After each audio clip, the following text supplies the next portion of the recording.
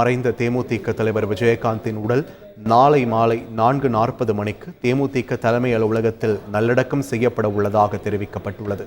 அவருக்கு முழு அரசு மரியாதை செலுத்தப்படும் என்று முதலமைச்சர் மு.க. ஸ்டாலின் அறிவித்துள்ளார். தேமுதிக தலைவர் விஜயகாந்திற்கு கடந்த சில ஆண்டுகளாக உடல்நலம் குன்றியதால் அவ்வப்போது மருத்துவமனையில் சிகிச்சை பெற்று வந்தார். கடந்த மாதம் நுரையீரலில் சளி காரணமாக மியாட் மருத்துவமனையில் அனுமதிக்கப்பட்ட விஜயகாந்த் கடந்த 11ஆம் தேதி சிகிச்சை முடிந்து வீடு திரும்பினார். அண்மையில் நடைபெற்ற தேமுதிக பொதுக்குழு கூட்டத்திலும் பங்கேற்றார்.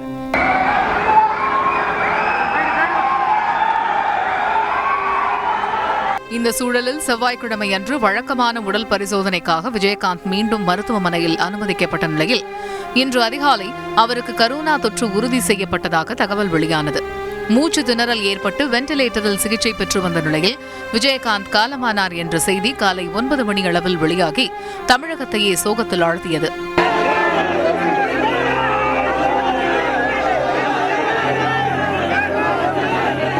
இதனையடுத்து மருத்துவமனையில் இருந்து சென்னை சாலிகிராமத்தில் உள்ள இல்லத்திற்கு விஜயகாந்த் உடல் கொண்டு செல்லப்பட்டது.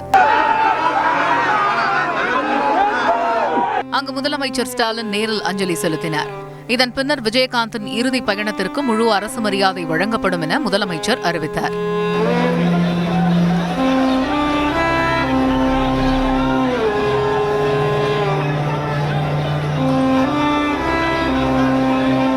தொடர்ந்து சாலிகிராமம் இல்லத்தில் இருந்து வடபழனி வழியாக பிற்பகல் 1:30 மணியளவில் கோயம்பேட்டில் தேமுதிக தலைமை அலுவலகத்திற்கு கொண்டு செல்லப்பட்ட நிலையில் வழிநெடுகிலும் ஆயிரக்கணக்கான மக்கள் விஜயகாந்திற்கு கண்ணீர் அஞ்சலி செலுத்தினர்.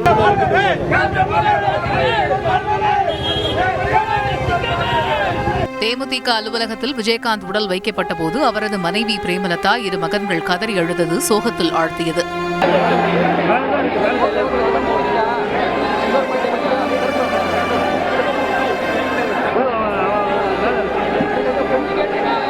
தொடர்ந்து விஜயகாந்த் உடலுக்கு அரசியல் தலைவர்கள், திரை உலகினர், பொதுமக்கள் அஞ்சலி செலுத்தி வருகின்றனர்.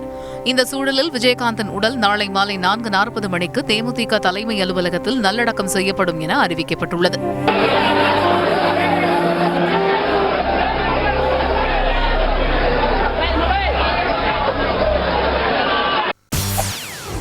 செய்திகளை உடனுக்குடன் தெரிந்து கொள்ள உடனே சப்ஸ்கிரைப் பண்ணுங்க.